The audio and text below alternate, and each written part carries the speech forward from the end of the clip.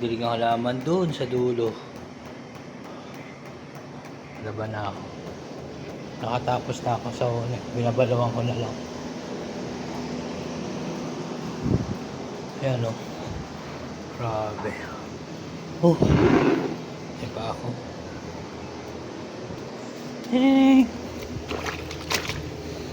Tapos dami, no? Pero prepare ko muna yung sasampayan ko doon. Kala nila, no? Tapos ko na ito, kakain na ako. Okay, walang pagsasampayan. Kaya. Kasi yung pagkain. Yung munggo kanina. Ano te, kaya pa? Kaya pa. Ilang taon pa kontrata mo doon? Ha?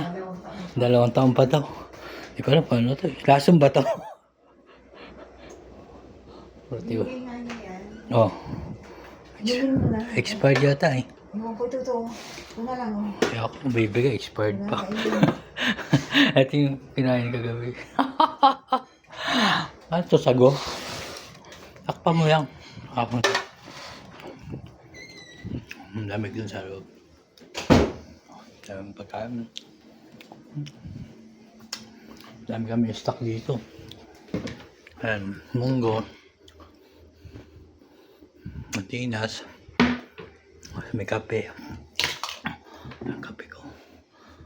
Hindi malaki sa sobrang expira. May sukan. Ay, bukas ko na lutuin to. Grabe, no?